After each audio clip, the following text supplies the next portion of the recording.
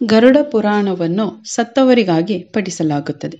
ಓರ್ವ ವ್ಯಕ್ತಿಯ ಮರಣಾನಂತರ ಗರುಡ ಪುರಾಣವನ್ನು ಓದಲಾಗುತ್ತದೆ. ಒಮ್ಮೆ ಗರುಡನು ವಿಷ್ಣುವಿಗೆ ಜೀವಿಗಳ ಸಾವು, ಯಮಲೋಕದ ಪ್ರಯಾಣ, ನರಕ ಮತ್ತು ಮೋಕ್ಷದ ಬಗ್ಗೆ ಹಲವಾರು ನಿಗೂಢ ಮತ್ತು ಅತೀಂದ್ರಿಯ ಪ್ರಶ್ನೆಗಳನ್ನು ಕೇಳಿದರು. ವಿಷ್ಣು ಆ ಪ್ರಶ್ನೆಗಳಿಗೆ ವಿಸ್ತಾರವಾದ ಉತ್ತರವನ್ನು ನೀಡಿದರು. ಈ ಪ್ರಶ್ನೆಗಳು ಮತ್ತು ಉತ್ತರಗಳ ಸರಣಿಯೇ ಗರುಡ ಪುರಾಣ.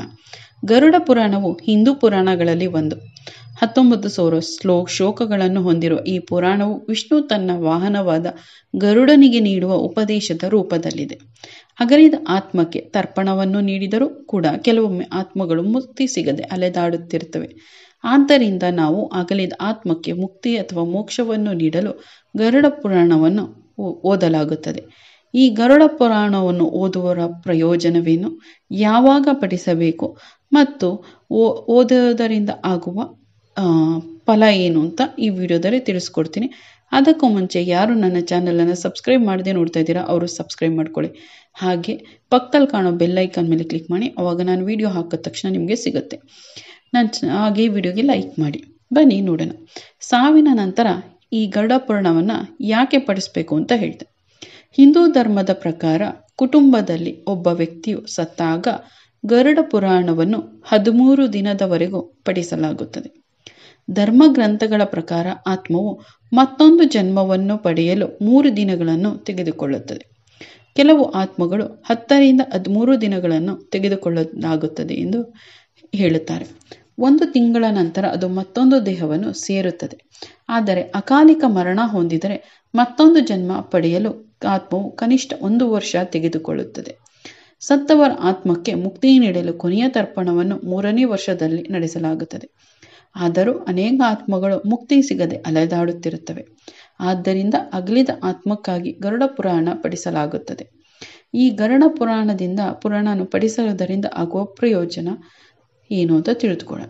ಮತ್ತೆ ಓದುವ ಸಮಯ. ಗರುಡ ಪುರಾಣದಲ್ಲಿ ಸಾವಿನ ಮೊದಲು ಮತ್ತು ನಂತರದ ಪರಿಸ್ಥಿತಿಯನ್ನು ವಿವರಿಸಲಾಗಿದೆ. ಅದಕ್ಕಾಗಿಯೇ ಈ ಪುರಾಣವನ್ನು ಸತ್ತವರಿಗಾಗಿ ಓದಲಾಗುತ್ತದೆ.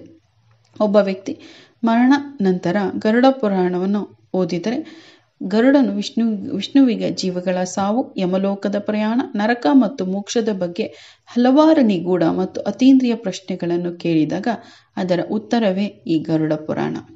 13 ದಿನಗಳವರೆಗೆ ಮೃತನು ಮತ್ತು ಅವನ ಅಥವಾ ಅವಳ ಪ್ರೀತಿ ಪಾತ್ರರ ನಡುವೆ ಉಳಿದಿರುತ್ತದೆ. ನಾವು ಅಕಸ್ಮಾತ್ ಏನಾದರೂ ಸತ್ತಾಗ ಅವ್ರನ್ನೇ ನೆನೆಸ್ಕೊಂಡು ಅಳ್ತಾ ಕೂತಿರ್ತೀವಿ. ಅದಾದ್ಮೇಲೂ ಕೂಡ ಅಳ್ತಾನೇ ಇದ್ರೆ, ಅದರ ನೆನೆಸ್ಕೊತಾನೆ ಇದ್ರೆ ಅವ್ರ ಆತ್ಮ ಸ್ವರ್ಗಕ್ಕೆ ಹೋಗಲ್ಲ, ಅಂದ್ರೆ ನಮ್ಮನ್ನ ಬಿಟ್ಟು ಹೋಗಲ್ಲ ಅಂತ ಕೂಡ ಹೇಳ್ತಾರೆ. ಜೊತೆಗೆ ನಾವು ಸ್ಮಶಾನದಲ್ಲಿ ಅಗ್ನಿ ಸ್ಪರ್ಶ ಆದ್ಮೇಲೂ ಕೂಡ ಅಲ್ಲೇ ನಿಂತ್ಕೊಂಡು ಅಳ್ತಾ ಇದ್ರೆ ಅದು ಹೋಗಬೇಕಾದ ಜಾಗಕ್ಕೆ ಹೋಗಲ್ಲ ಅಂತ ಕೂಡ ಹೇಳ್ತಾರೆ.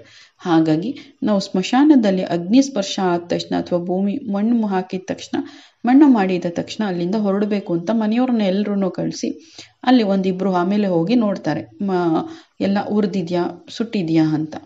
ಹಾಗಾಗಿ ಇಲ್ಲಿ ನಾವು ಅವರು ಏನಾದರೂ ಅಲ್ಲೇ ಉಳ್ಕೊಳ್ಳೋ ಚಾನ್ಸಸ್ ಇರುತ್ತೆ, ನಾವು ತುಂಬ ನೆನೆಸ್ಕೋತಾ ಇದ್ರೆ. ಆವಾಗ ಈ ಗರುಡ ಪುರಾಣವನ್ನ ಓದೋದ್ರಿಂದ ಸ್ವರ್ಗ ಮತ್ತೆ ನರಕ, ವೇಗ, ಮೋಕ್ಷ, ಪಾತಾಳ, ಅವನತಿ ಮುಂತಾದ ಬಗ್ಗೆ ತಿಳಿದುಕೊಳ್ಬೋದು. ಆತ್ಮಗಳಿಗೆ ಮರುಜನ್ಮ ಪಡೆಯಲು ಇದೊಂದು ಒಳ್ಳೆಯ ಮಾರ್ಗವಾಗಿದೆ. ಇದರಿಂದ ಓದೋದ್ರಿಂದ ಆತ್ಮವು ತಮ್ಮ ಕುಟುಂಬದವರ ಪ್ರೀತಿಯನ್ನ ಪಡೆಯುತ್ತೆ. ಮತ್ತೆ ಇದನ್ನ ಓದುವುದರಿಂದ ಆ ವ್ಯಕ್ತಿಯು ಬದುಕಿದ್ದಾಗ ಏನೆಲ್ಲ ಒಳ್ಳೆ ಕೆಲಸ ಮಾಡಿದ್ದ, ಏನೆಲ್ಲ ಕೆಟ್ಟ ಕೆಲಸ ಮಾಡಿದ್ದ ಎಂದು ಅವರ ಸಂಬಂಧಿಕರಿಗೂ ಕೂಡ ತಿಳಿಯುತ್ತೆ. ಆತ ಒಳ್ಳೆ ಕೆಲಸ ಮಾಡಿದ್ರೆ ಆತ್ಮಕ್ಕೆ ಮೋಕ್ಷ ಸಿಗುತ್ತೆ, ಮುಂದಿನ ಪ್ರಯಾಣಕ್ಕೆ ದಾರಿ ಸಿಗುತ್ತೆ ಅಂತ ಹೇಳ್ತಾರೆ. ಇದು ಸತ್ಕರ್ಮಕ್ಕೆ ಜೊತೆಯಲ್ಲಿ ಅಲ್ಲಿ ಇರುವಂಥವರು ಕೇಳೋದ್ರಿಂದ ಅವರು ಸತ್ಕರ್ಮ ಅಂದ್ರೆ ಒಳ್ಳೆಯ ಕೆಲಸ ಮಾಡೋದಕ್ಕೆ ಸ್ಫೂರ್ತಿ ಸಿಗುತ್ತೆ.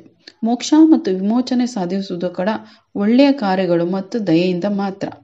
ಮನುಷ್ಯನ ಜೀವನ ಮಾಡೋದರಲ್ಲಿ ಮಾಡಿದ ಪಾಪಕರ್ಮಗಳಿಗೆ ಅನುಗುಣವಾಗಿ ಸ್ವರ್ಗ ಮತ್ತೆ ನರಕ ಅನ್ನೋದನ್ನ ನಿರ್ಧಾರ ಆಗುತ್ತೆ. ಇದನ್ನು ಕೇಳಿದ ನಂತರ ಹಲವು ಜನ ಬದಲಾಗಿ ಪಾಪ ಕಾರ್ಯಗಳನ್ನು ಮಾಡುವುದನ್ನು ನಿಲ್ಲಿಸಿ, ಅಂದ್ರೆ ನಾವು ಪಾಪ ಕಾರ್ಯಗಳನ್ನ ಮಾಡಿದ್ರೆ ಮಾತ್ರ ಅಲ್ಲ, ಬೇರೆಯವರು ಮಾಡಿದ ಪಾಪಗಳನ್ನ ಆಡ್ಕೊಂಡು ನಗೋದು, ಹಿಂದೆ ಮಾತಾಡೋದು ಅದು ಕೂಡ ನಮಗೆ ಸ್ವಲ್ಪ ತಟ್ಟುತ್ತೆ ಅಂತ ಹೇಳ್ತಾರೆ. ಪಾಪಗಳು ಹೆಂಗ್ ತಟ್ಟುತ್ತೆ ಅಂದ್ರೆ, ನಾವು ಯಾರು ತಪ್ಪು ಮಾಡ್ತಾರೋ ಅವರಿಗೆ ಸ್ವಲ್ಪ, ಆ ತಪ್ಪು ಮಾಡೋದಕ್ಕೆ ಪ್ರೇರಣೆ ಕೊಟ್ಟವ್ರಿಗೆ ಸ್ವಲ್ಪ, ಅದನ್ನು ನೋಡಿ ಹೀಯಾಳಿಸಿ ಮಾತಾಡೋನವ್ರಿಗೆ ಮತ್ತು ಹಿಂದೆ ಅವರನ್ನು ಆಡ್ಕೊಳ್ಳೋರಿಗೆ ಎಲ್ಲರಿಗೂ ಕೂಡ ಸ್ವಲ್ಪ ಸ್ವಲ್ಪವಾಗಿ ಹಂಚುತ್ತೆ ಅಂತ ಹೇಳ್ತಾರೆ. ಹಾಗಾಗಿ ಕೆಲವೊಂದು ಕಡೆ ಕೆಲವೊಬ್ರು ಹೇಳ್ತಾರೆ ಅವರು ಯಾರ ಬಗ್ಗೆನೂ ತಲೆ ಕೆಡಿಸ್ಕೊಳ್ಳಲ್ಲ, ಆದರೆ ತುಂಬ ಚೆನ್ನಾಗಿದ್ದಾರೆ ಅಂತ.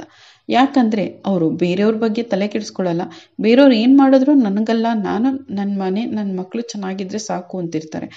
ಅವರು ಮಾತ್ರ ಏನಕ್ಕೆ ಚೆನ್ನಾಗಿರ್ತಾರೆ ಅಂದರೆ ಅವರು ಬೇರೆಯವ್ರು ಮಾಡಿದ ತಪ್ಪನ್ನು ಎತ್ತಿ ಆಡೋದಿಲ್ಲ, ಹಾಗಾಗಿ ಅವರು ಚೆನ್ನಾಗಿರ್ತಾರೆ. ಇನ್ನು ಕೆಲವೊಬ್ರು ಒಳ್ಳೆಯವರು ಇರ್ತಾರೆ, ತಪ್ಪು ಮಾಡೋದಿಲ್ಲ, ತಪ್ಪನ್ನು ಸಹಿಸ್ಕೊಳ್ಳೋದು ಇಲ್ಲ. ಆದರೆ ಅವ್ರು ಏನು ಮಾಡ್ತಾರಪ್ಪ ಅಂದರೆ ಅವ್ರು ಈ ತಪ್ಪು ಮಾಡಿದ್ರಲ್ಲ ಸರಿನಾ, ನೀನು ಆ ತಪ್ಪು ಮಾಡಬಾರ್ದಾಗಿತ್ತು ಅಂತ ಹೇಳ್ತಾ ಇರ್ತಾರೆ. ಆ ತಪ್ಪನ್ನು ಮತ್ತೆ ಮತ್ತೆ ಎತ್ತಿ ಹೇಳೋದ್ರಿಂದಾಗಿ ಅವರು ಕೂಡ ಆ ಪಾಪದಲ್ಲಿ ಭಾಗ ಆಗಿರ್ತಾರೆ. ಏನೂ ತಪ್ಪು ಮಾಡ್ದೇನೂ ಕೂಡ ಅವ್ರಿಗೆ ತುಂಬ ಬೇಜಾರಾಗಿರುತ್ತೆ ಯಾವುದೋ ಒಂದು ಕೆಲಸ ಮಾಡಿದ್ದು. ಆ ತಪ್ಪನ್ನು ಹೇಳಿನೇ ಅವರು ಅದನ್ನು ಅನುಭವಿಸೋ ರೀತಿ ಮಾಡ್ಕೊಂಡ್ಬಿಟ್ಟಿರ್ತಾರೆ.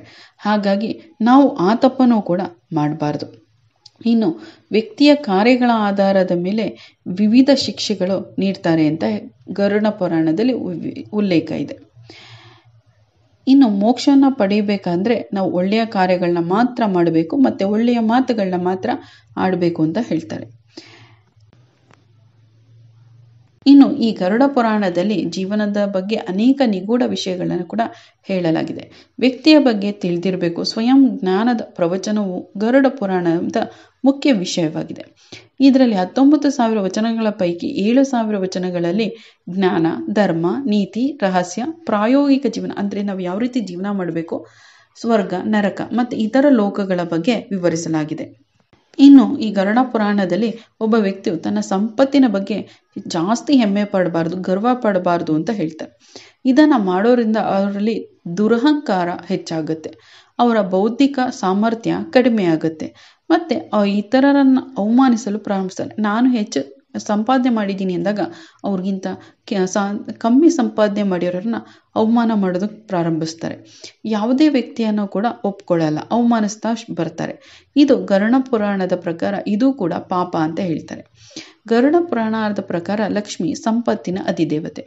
ಆದ್ದರಿಂದ ಯಾವ ವ್ಯಕ್ತಿಯು ತನ್ನ ಸಂಪತ್ತಿನ ಬಗ್ಗೆ ಹೆಮ್ಮೆ ಪಡ್ತಾನೋ, ಅಂದರೆ ಸಂಪತ್ತಿನ ಬಗ್ಗೆ ಗೌರವ ಇರಬೇಕು ಆದರೆ ಜಂಬ ಇರಬಾರದು, ಆ ವ್ಯಕ್ತಿ ಮೇಲೆ ಲಕ್ಷ್ಮೀ ದೇವಿಯು ಕೋಪಿಸ್ಕೊಳ್ತಾಳೆ ಅಂತ ಹೇಳ್ತಾರೆ ಮತ್ತು ಅಂತಹ ಜನರ ಸಂಪತ್ತು ನಾಶ ಆಗೋಕ್ಕೆ ಪ್ರಾರಂಭಿಸುತ್ತೆ.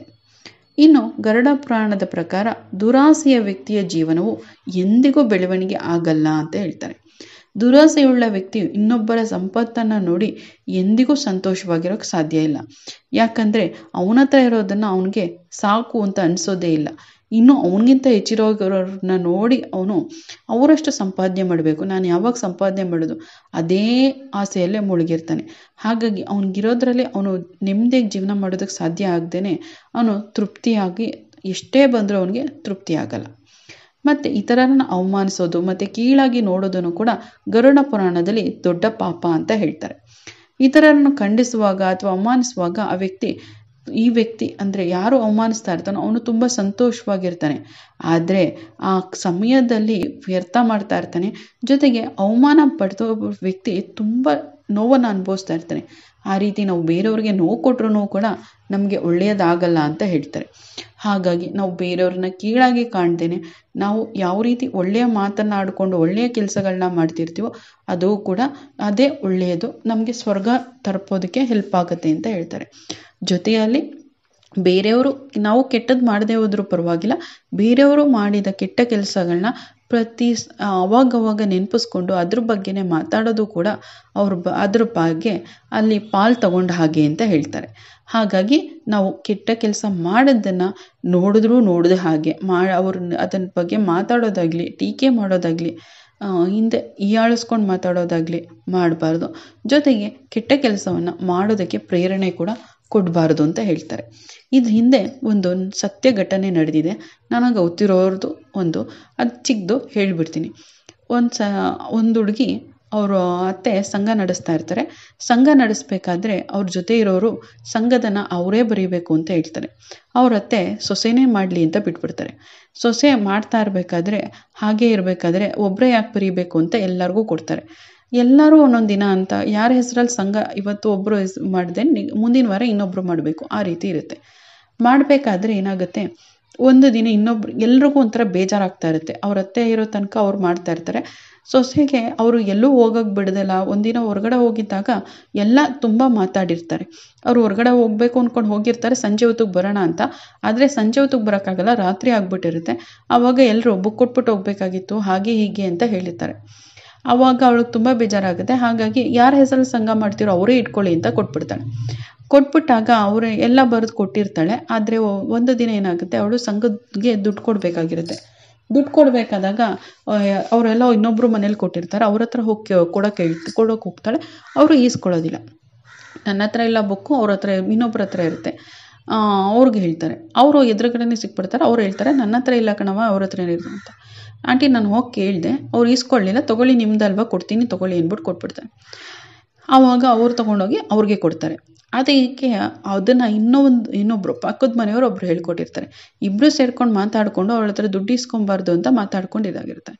ಅವಳು ಸುಮ್ಮನಾಗ್ಬಿಡ್ತಾಳೆ, ಏನಾರು ಮಾಡ್ಕೊಳ್ಳಿ, ನಂಗೇನಾಗಬೇಕು ಅಂತ. ಅವಳು ಅಂತಾಳೆ ನೆಕ್ಸ್ಟು ಎಲ್ರಿಗೂ ಗೊತ್ತಾಗೋಂಗೆ, ಮುಂದಿನ ಸರಿ ಏನಾದರೂ ಇದೇ ರೀತಿ ಮಾಡಿದ್ರೆ ನಾನು ದುಡ್ಡು ಕಟ್ಟಲ್ಲ, ಯಾರು ದುಡ್ಡಿರೋರು ಕಟ್ಟಿದ್ರೆ ಕಟ್ಕೊಳ್ಳಿ ಅಂದ್ಬಿಟ್ಟು ಸುಮ್ಮನಾಗ್ಬಿಡ್ತಾಳೆ. ಅವಳು ಇನ್ನು ಮುಂದಕ್ಕೆ ಮಾತೇ ಆಡಲ್ಲ. ಅವಳು ಮಾಡಿದ ಅದೊಂದು ಕೆಲಸದಿಂದ ಏನಾಗತ್ತಪ್ಪ ಅಂದರೆ, ಕರೆಕ್ಟಾಗಿ ಅದೇ ವರ್ಷ ಮುಂದಿನ ವರ್ಷಕ್ಕೆ ಕರೆಕ್ಟಾಗಿ ಅದೇ ದಿವಸಕ್ಕೆ ಯಾರು ಪ್ಲ್ಯಾನ್ ಮಾಡ್ಕೊಂಡು ಇಬ್ಬರು ಮಾಡಿರ್ತಾರೋ, ಅಂದರೆ ಹೇಳ್ಕೊಟ್ಟಿರೋರು ಮತ್ತು ನನ್ನ ಹತ್ರ ಬುಕ್ ಇಲ್ಲ ಅಂತ ಹೇಳಿರೋರು, ಅವರಿಬ್ಬರ ಮಧ್ಯೆನೇ ಜಗಳ ಆಗುತ್ತೆ. ಅವರಿಬ್ಬರ ಮಧ್ಯೆನೇ ಜಗಳ ಆಗಿ ಅವರು ಯಾರು ಅವ್ರ ಮಾತನ್ನ ಕೇಳಿ ದುಡ್ಡು ಇಸ್ಕೊಂಡಿರಲ್ವೋ ಅವರು ಸಂಘನೇ ಬಿಡ್ತಾರೆ. ಸಂಘ ಬಿಟ್ಟು ಬೇರೆಯವರು ಸೇರ್ಕೊಳ್ಳೋ ಹಾಗಾಗುತ್ತೆ. ಅವರಿಬ್ಬರ ಮಧ್ಯೆ ಬೇರೆಯವ್ರು ಯಾರೂ ಏನೂ ಮಾತಾಡಿರಲ್ಲ. ಅವರಿಬ್ಬರ ಮಧ್ಯೆನೇ ಯಾವುದೋ ಕಾರಣಕ್ಕೆ ಜಗಳ ಆಗಿ ಅವರೇ ಸಂಘ ಬಿಡ್ತಾರೆ, ಬೇರೆಯವ್ರ ಮಾತಾ ಕೇಳಿ ಮಾಡಿದ್ದ ತಪ್ಪಿಗೆ. ಹಾಗಾಗಿ ನಾವು ಬೇರೆಯವ್ರನ್ನ ಮಾತನ್ನು ಕೇಳಿ ಕೂಡ ತಪ್ಪು ಮಾಡಬಾರ್ದು ಅಂತ ಹೇಳ್ತಾರೆ. ಜೊತೆಗೆ ಈ ರೀತಿ ನಾವು ಈಗ ಇದನ್ನು ನಾನು ಒಂದು ಉದಾಹರಣೆಗೆ ಯಾಕೆ ಹೇಳಿದೆ ಅಂದರೆ, ದೇವರು ಅಲ್ಲೇ ತೋರಿಸ್ತಾನೆ ಅನ್ನೋದನ್ನು ಹೇಳೋದಕ್ಕೋಸ್ಕರ. ಆದರೆ ಈ ರೀತಿ ನಾವು ಮನೆಯಲ್ಲಿ ಕೂತ್ಕೊಂಡು ಮಾತಾಡೋದು ಕೂಡ ತಪ್ಪಾಗುತ್ತೆ. ಹಾಗಾಗಿ ನಾವು ಬೇರೆಯವ್ರ ಬಗ್ಗೆ ಮನೆಯಲ್ಲಿ ಕೂತ್ಕೊಂಡು ಅವ್ರು ಈ ತಪ್ಪು ಮಾಡಿದ್ರು ಆ ತಪ್ಪು ಮಾಡಿದ್ರು ಅಂತ ಮನೇಲಿ ಜಾಸ್ತಿ ಮಾತಾಡಬಾರ್ದು. ಸ್ವಭಾವ ಸಹಜವಾಗಿ ಮಾತಾಡ್ತೀವಿ, ಬಟ್ ಮಾತಾಡೋದನ್ನ ಕಮ್ಮಿ ಮಾತಾಡಬೇಕು. ಆದಷ್ಟು ಕಮ್ಮಿ ಮಾತಾಡ್ತಾ ಹೋದಷ್ಟು ನಾವು ನೆಮ್ಮದಿಯಾಗಿರ್ತೀವಿ. ಜೊತೆಗೆ ಬೇರೆಯವ್ರ ಬಗ್ಗೆನೂ ಯೋಚನೆ ಮಾಡಬಾರ್ದು. ನಾವು ಹೇಗೆ ಅಭಿವೃದ್ಧಿ ಆಗಬೇಕು, ಅವ್ರು ಹೇಗೆ ಅಭಿವೃದ್ಧಿ ಆದರು ಅಂತ ನಾವು ಒಳ್ಳೆಯ ರೀತಿಯಲ್ಲಿ ನೋಡಬೇಕು, ದುರಾಸೆಯಿಂದ ನೋಡಬಾರ್ದು. ಅವರು ಅಭಿವೃದ್ಧಿ ಆಗಿದ್ದಾರೆ, ನಾವು ಅಭಿವೃದ್ಧಿ ಆಗಬೇಕು. ಅದಕ್ಕೆ ಅವರಿಂದ ಒಳ್ಳೆಯದೇನು, ಪ್ರತಿಯೊಬ್ಬ ವ್ಯಕ್ತಿಯಿಂದನೂ ಒಂದೊಂದು ಒಳ್ಳೆಯ ಗುಣ ಇರುತ್ತೆ, ಒಂದೊಂದು ಕೆಟ್ಟ ಗುಣ ಇರುತ್ತೆ. ಒಳ್ಳೆಯ ಗುಣನ ಮಾತ್ರ ತಗೋಬೇಕು, ಕೆಟ್ಟ ಗುಣನ ಬಿಟ್ಬಿಡ್ಬೇಕು. ಇದು ಈ ವಿಡಿಯೋದ ಹೇಳಬೇಕು ಅನಿಸಿದ್ದು. ಗರುಡ ಪುರಾಣ ಯಾಕೆ ಓದಬೇಕು ಸತ್ತ ವ್ಯಕ್ತಿಯ ಮನೆಯಲ್ಲಿ ಅಂತ ಇದು ಮಾಹಿತಿ ತಿಳಿಸ್ಕೊಟ್ಟಿದ್ದೀನಿ. ಈ ವಿಡಿಯೋ ಇಷ್ಟ ಆಗಿದ್ರೆ ಲೈಕ್ ಮಾಡಿ. ಹಾಗೆ ನನ್ನ ಚಾನಲ್ ಇನ್ನೂ ಯಾರು ಸಬ್ಸ್ಕ್ರೈಬ್ ಮಾಡದೆ ನೋಡ್ತಾ ಇದ್ದೀರಾ ಅವರು ಸಬ್ಸ್ಕ್ರೈಬ್ ಮಾಡ್ಕೊಳ್ಳಿ. ಹಾಗೆ ಪಕ್ಕದಲ್ಲಿ ಕಾಣೋ ಬೆಲ್ಲೈಕಾನ್ ಮೇಲೆ ಕ್ಲಿಕ್ ಮಾಡಿ, ಆವಾಗ ನಾನು ವಿಡಿಯೋ ಹಾಕಿದ ತಕ್ಷಣ ನೋಟಿಫಿಕೇಶನ್ ಸಿಗುತ್ತೆ. ಈ ವಿಡಿಯೋ ಇಷ್ಟ ಆಗಿದೆ ಅಂತ ಭಾವಿಸ್ತೀನಿ. ಇಷ್ಟ ಆಗಿದ್ರೆ ಲೈಕ್, ಕಮೆಂಟ್ ಮುಖಾಂತರ ನಿಮ್ಮ ಅನಿಸಿಕೆನ ತಿಳಿಸಿ. ಕೇಳಿದ್ದಕ್ಕಾಗಿ ಧನ್ಯವಾದಗಳು. ಮುಂದಿನ ವಿಡಿಯೋದಲ್ಲಿ ಸಿಗೋಣ.